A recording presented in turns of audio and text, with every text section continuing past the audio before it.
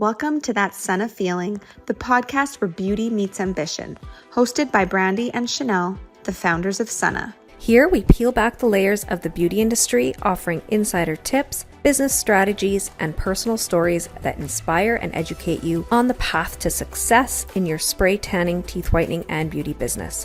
Whether you're dreaming of launching your own venture, looking to expand your revenue streams, or simply curious about what goes into our products, we're here to guide you each step of the way. From the fundamentals of picking your very first spray tan machine to building an empire from the ground up. That Sunna Feeling is your go-to source for business motivation and knowledge. So we've talked today about summer spray tans, and maybe if you live in a hotter climate, this is more of a regular thing for you. But we see this happening as soon as kind of that spring, summer starts to hit.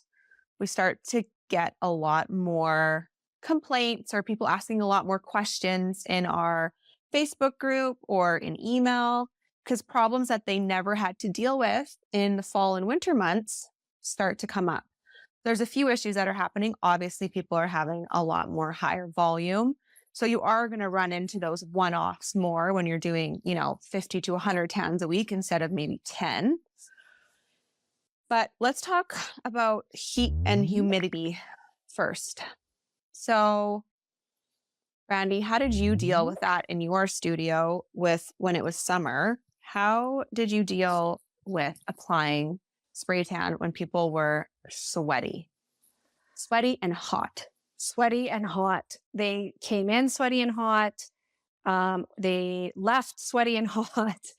And these are things, like you said, Shannelle, that some climates already deal with this year round. But where we're from, we're in Canada, and especially where we are located, it's really dry.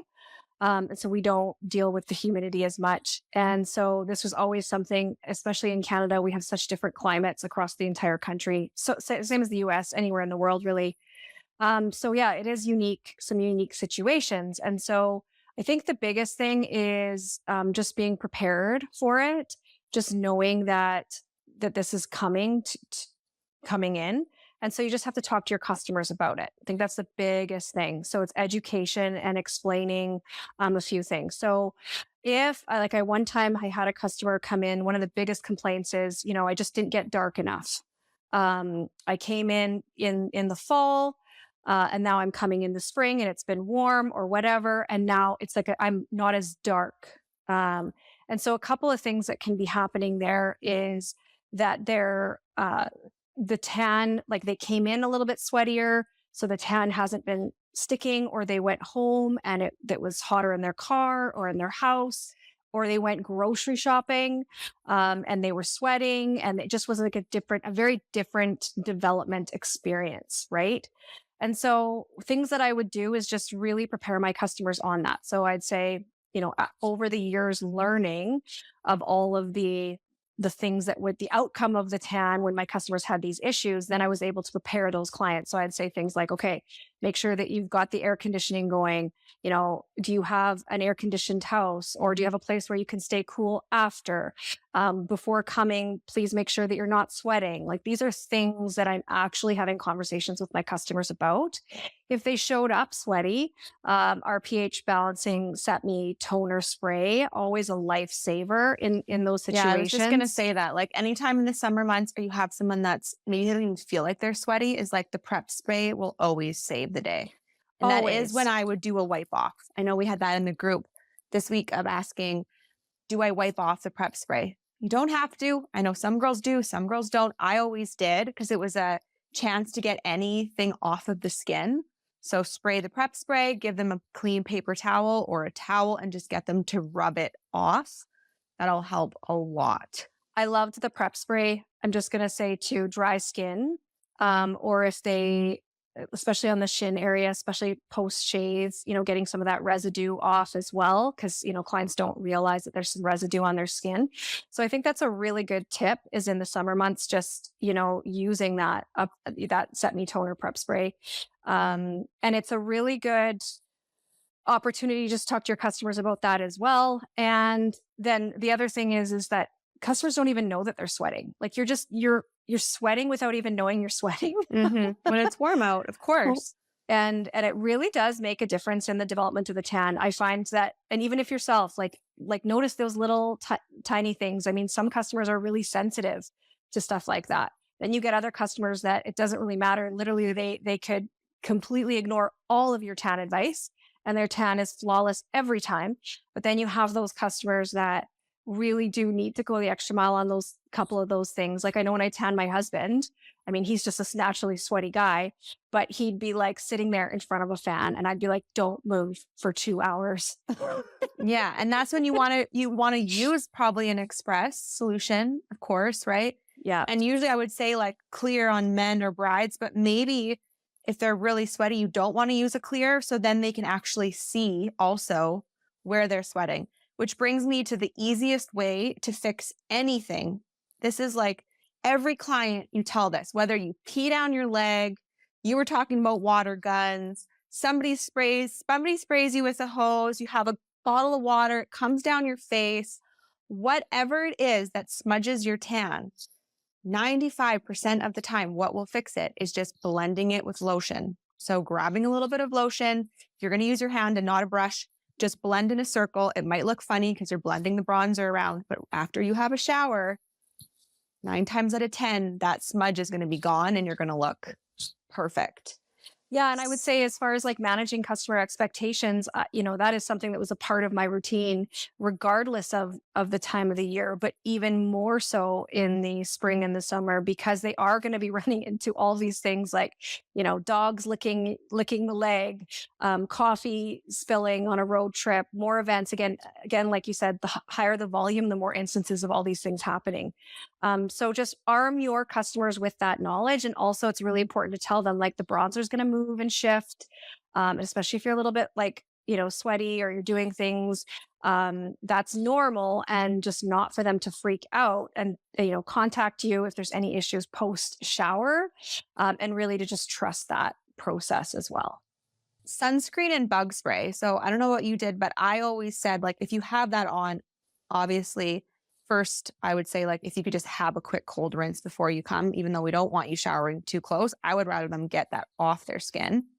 But you could use the prep spray for sure, especially if your clients are coming more the end of the evening.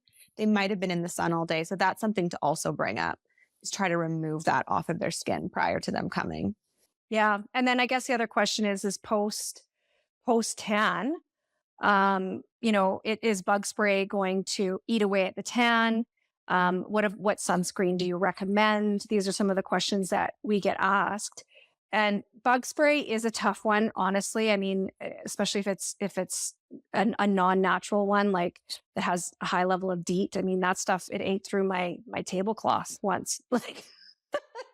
Like it's not, if it's going to eat through a tablecloth, it's eaten through your tan. So, I mean, yes, use it more. I mean, we're always an advocate of natural products, regardless of what it is, whether it's tanning or not. So choose those. Having said that, I mean, even like high essential oil contents too, like the citrus and whatever, can also, break down the tan a little bit as well. So I think these are all just like the things that we deal with. And so if it is a concern for your customer, it's one of those things where definitely tell them about our gradual tanner to help maintain their tan. And if, there is that chance of these products like removing the tan prematurely, right?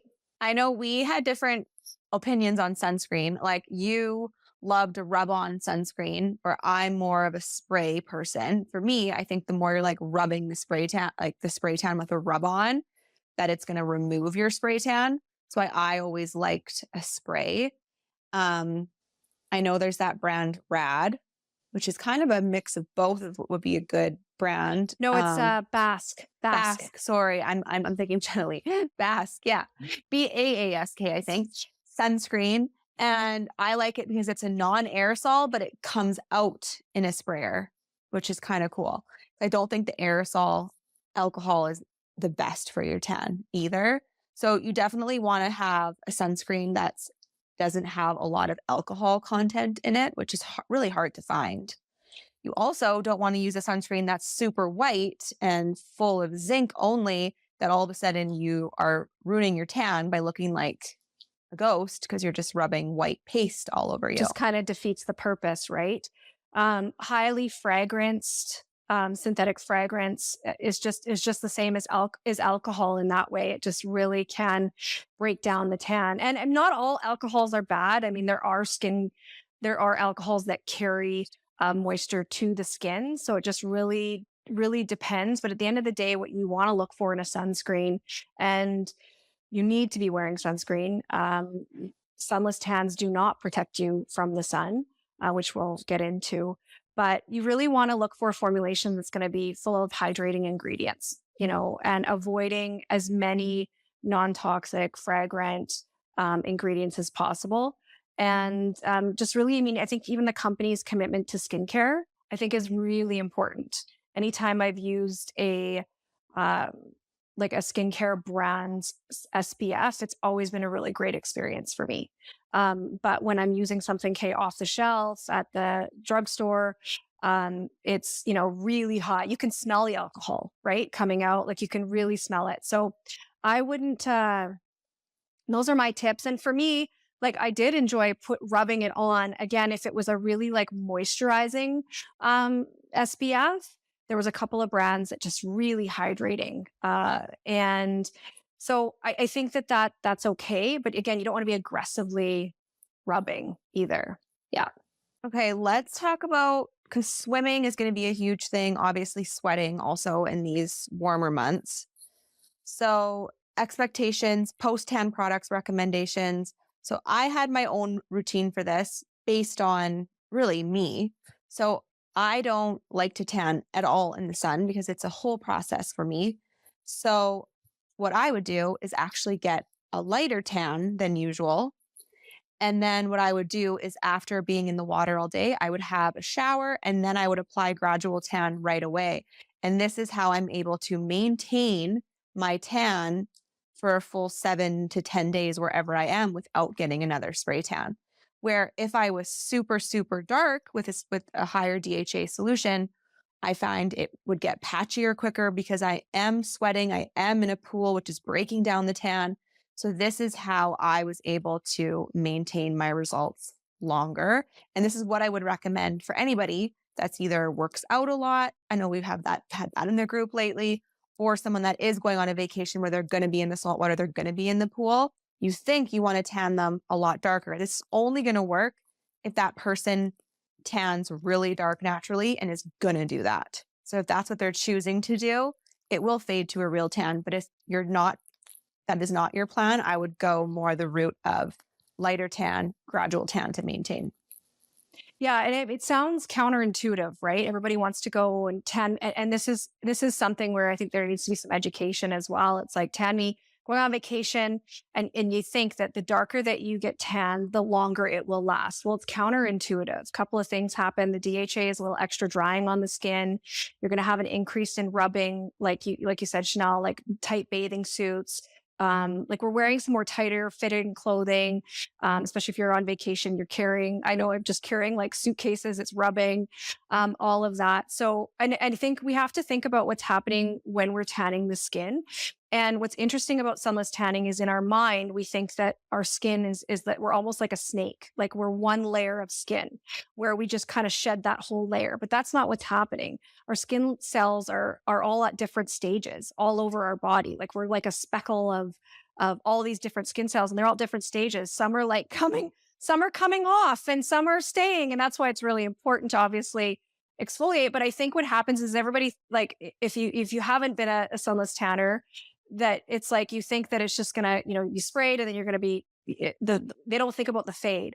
And so, yeah, we just have to keep that in mind. And that's why I really love this idea of going lighter and building and keeping some hydration up as well, because that's the number one enemy of a sunless tan is the hydration level of the skin. And so what we're doing is we're tanning the top layer of the skin cells. Those skin cells are dead. Okay. So they're dry, they're ready to come off. But what we want to do is kind of want to keep them on. So that's why we're hydrating. That's why we're putting some lotion on there. And when we go swimming, and if we're in chlorine or we're in salt water or whatever, what we're actually doing is drying out the skin, is what's happening. And so when we dry out the skin, the tan layers, those dead skin cells slough off. when those skin cells slough off, we can add a little bit of color back in with a gradual tanner, or say like our mousse, and leaving it on for a couple hours or whatever, and then rinsing off it. There's obviously a lot of options depending on your skin type, but that is, in a nutshell, like the rationale why it makes sense to kind of just like do like more of a build up, especially if you're wanting to get longevity. And that's something that Sunna prides itself on. Like, that's why, people love our products is that longevity and the fade of that tan. You get more than 2 days of a good dark tan. We want to push that 7 to 10 days and have a great fade that's really slowly fading. Yeah. Okay. One quick piece that I know you wanted to add to today's episode was, when you have an express tan, you have to wait 24 hours. So even though they're showering in that, 2 to 6 hour range, they still need to wait that 24 hours before going into a pool. I know for me, I don't apply lotion within that 24 hours. I know that's, some people do, some people don't. But you do want to treat it like it is your regular 12-hour spray tan. You do not want to do anything that's going to harm that tan for 24 hours because it is processing. Yeah. Yeah. And that's a common misconception. Like, I know I had that a lot where people are like, okay, express tan, I can shower sooner. Yes, but you need to have your skin to do the development on that tan. So definitely, that's where I think even just the consult that comes in, and like, was something that was really important to me, is every time those customers are coming in, it's like, okay, what are you doing later? What are you doing tomorrow? What are you doing tonight? When are you showering? Let's have a conversation about it. And then you can really like arm your customer like with that information, because maybe they came in thinking that they were going to do one kind of tan and solution, maybe even based on what they've done in the past, but maybe that doesn't make sense for what's going on for them that evening or that next day, right? So these are the types of things that's going to set yourself apart as well as an artist. So yeah, keep that in mind. And then tan lines. I mean, this always makes me laugh. There's a few parts here. So when you have somebody in your tent, in your spray tan area, and you need to ask them, like, what is going on this weekend? What are you wearing? What does your bathing suit look like? Like, I will tell you my story about this when I didn't say anything. So I had a client come in. She had her underwear hiked up like Borat, and I didn't say anything. I don't even know if I noticed, to be honest. And we spray tanned her. And the next day she called me right away, like, I can't go on vacation like this. Like, my underwear lines are like up my stomach. And this was before that style was in to wear like the high-waisted bathing suit. So it is your job to ask them, what do your bathing suits look like? Like, are you sure those underwear you're wearing make sense? No, they don't. Okay, they don't want to, you can have disposable underwear. That's always a great option.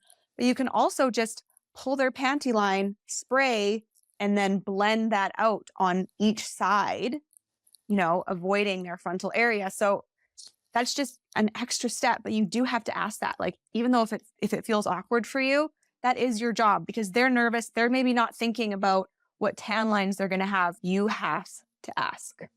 And if a client is coming in and they have tan lines, you have to manage expectations. You are not a magic wizard, but you can get pretty damn close and fill in those tan lines. So that's something that I know we talked about in our wedding episode.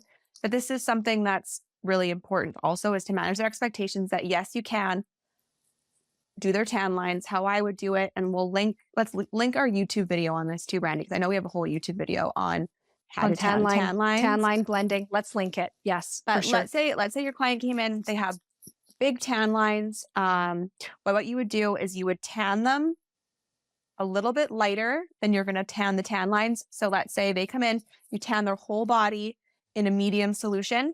Maybe you're going to use a medium dark. So mix the two, and you're going to do a few layers just where the tan lines are. Tighten your gun, blend if you need to, dry in between. And you're going to have to trust the process, because if you are using a bronzer solution, it's going to look like a bit of a hot mess where those tan lines are, because you're constantly blending the bronzer. But the next day, it will blend out so much better. And we'll link that YouTube video. And another hot tip there on the tan lines, because typically it's bra strap, right back. It's usually where people are most concerned about. And so it's really important. I found the best success when people didn't put like a bra back on, even within that first 24 hours. Really let it sit, or like a loose, loose bra. Brides or grads, definitely wearing a strapless. Even just during development time, like if they did need to put a bra on, because the more that you like leave that and let that settle, the better the result you're going to get. So it's just, again, it's all about managing that customer's expectation. Clients with burns, this is just like a hard no. So you've probably seen the pictures. If you tan anybody that has a burn, within a few days, they will look awful. It will peel off. Their skin will be half tanned, half white, peeling, scaly. So it just has to be a hard no. Like, you have to let clients know you cannot tan over tan lines. And what I find is crazy too, with myself even not following this rule, is it's almost like, oh, I don't think I'm going to burn. I don't think I'm going to peel. Like, it's not that bad of a burn, but it's like the second the spray tan solution hits it, it's like it almost wants to even peel faster. Again, that it's all about that DHA drying out the skin, and it's just lifting it. It's just separating it. And again, this is a perfect example of the snake. Like, we have all these different layers and levels. And I think that's the hardest thing. Like, I think the hardest thing about the burns is letting our customers down in that, saying no or turning them away. It's honestly the worst. And I mean, that's why over the years, I think you just become a bit of a broken record in telling everybody that has an important event, like, don't get burned, don't get burned, don't get burned, because the worst thing is to just turn that client down and away. And you really want to help them. And I think I mean, we're all in this business to help people feel their best and look their best. And then all of a sudden you're just telling them no, that there's nothing you can do. They're definitely better off. They're better doing some kind of makeup option for sure. Like, as far as like giving people options, like a body bronzer or something like that. I've heard of great like makeup artists doing a lot of body work, like paint and all of that too. So, and you yeah. can still tan them depending on it. Like, I mean, you can still tan their legs, their face if it's not burnt, just depending on where their burn is. You just do not want to spray tan the area that is burned. And I think it all depends on your customer too. So it's, again, managing expectations. So, in the past, did I tan over burns? Yes. Did I tell them they're like 100%, this is going to peel, it's going to look awful, it's going to look terrible? And like Shannelle said, I think, what I would have done potentially is just avoided those areas, right, altogether. But some of those customers just didn't care either, right? So again, it depends on your customer. It's like, who's in front of you? What are those expectations? If it's a bride, there's just no way. There's just, no way I would touch that. And I would save some photos of how bad it looks to show them. I would, because you don't want them, angry. You want to say, this is what can happen too. So they can see that, you're not just turning them away because you want to. This is what they're going to look like. Just Google it. You'll find so many spray tan over a burn. Oh, you'll find so many. And the other interesting thing I had once is a customer had come. It wasn't actually it was my client. It was an employee of mine. And she had a bad burn about 4 months prior to coming. And there was no visible signs of this burn. Beautiful, lovely white skin, no signs. My artist tanned her next day. She had visible signs of like tanning over a burn, all of the different layers of the skin cells, etc. And it turns out that, about 3-4 months prior, she had, a pretty hefty sunburn. Interesting. So that's also really interesting to keep in mind, that if you do see kind of that happening as well, and again, it's nothing you can do. I think that's the other thing, is like a lot of these issues that kind of come through, people feel bad, like, oh my gosh, I did this. And that's not necessarily the case. Usually there's some underlying conditions or things that you just didn't know about, right? And that tan will just, it picks up on all of the things. So just keep that in mind. To wrap things up, we're going to talk about color of the tan in winter versus summer, and why you can tan a client the same color in the summer versus winter. And they might look darker in the summer. They might look lighter in the summer, right? If they're sweaty. So to remember if the sun doesn't get sun exposed, example, stomach compared to arms, you're going to see a difference. So if the stomach is never seeing the light of day, I know mine doesn't. My stomach's never as dark as my arms and my legs.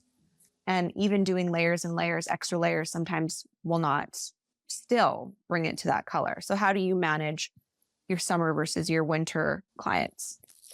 Yeah, it's all about like managing expectations. I just talk to them, and I think over time, what you do is you learn as an airbrush artist, you start to like notice color on skin, and you start to see just when you're first applying it, you've got those clients that somehow seem to react to DHA quite quickly. Others kind of take a little bit longer of a time, but over time, I think, if you've tanned quite a few clients, you'll know what I mean, is that you can really see the difference, even just in that session on, one swipe on the arm compared to one swipe on the stomach.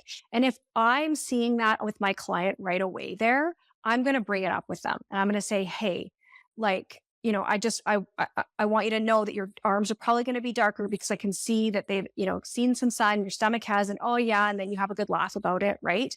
And it all depends on the customer as well. Cause I know that there are those customers that come in, like I said, they don't care about anything. They're just there to have a good time and they just going to feel great after their spray tan, no matter what. But then there are those customers that are really like thinking that this entire spray tan is going to make every single part on their body completely even. Everything is going to match perfectly. And so you really need to just manage those expectations and explain that.